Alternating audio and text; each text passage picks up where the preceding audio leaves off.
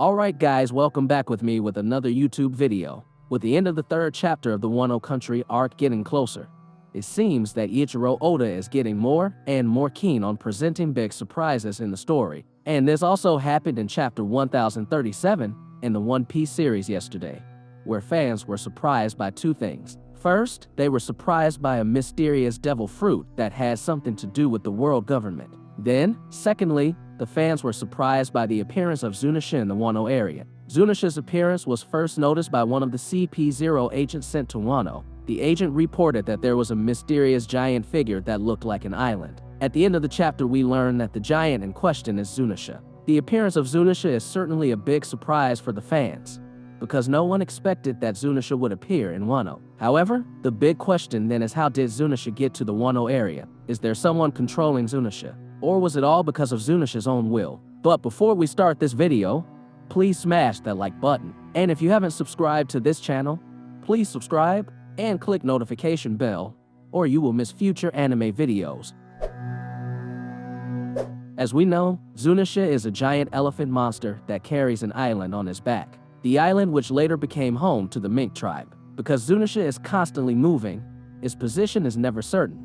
And because of this, Zunesha is also difficult to find. Zunesha himself must continue to move around the earth due to a punishment. Unfortunately, so far it is still unknown what mistake Zunesha did so that he must be punished for circling the entire ocean. And we also don't know how long he has to do that. This raises the big question of why then Zunesha could appear in the Wano area. There are several possibilities that might answer the question above.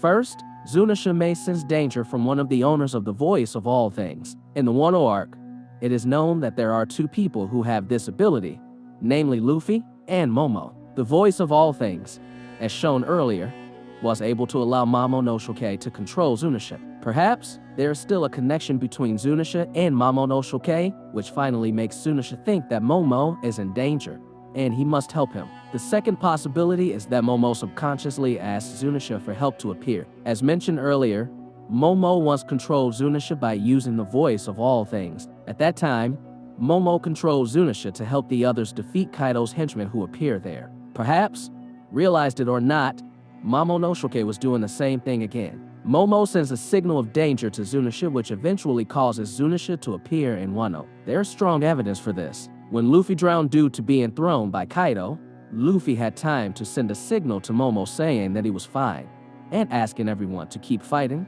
and not give up. That is, those who have the voice of all things ability are able to communicate with each other telepathically. So, it's not impossible if Momo sends information intentionally or not to Zunesha. Zunesha is a creature that is cursed so that not everyone can control it. Even the minks themselves were unable to control Zunesha. So there must be someone who then directs Zunesha to be able to go to Wano. Another speculation is that if it's not Luffy or Momo, the person who might be able to control Zunesha is Shirahoshi. As is known, Shirahoshi is one of the three ancient weapons. She is Poseidon. Shirahoshi's ability is to control all existing creatures, and in this case it is not impossible if Shirahoshi can't control Zunesha. For now, Zunesha's appearance in Wano is still a mystery. Let's wait for the answer in the next chapter.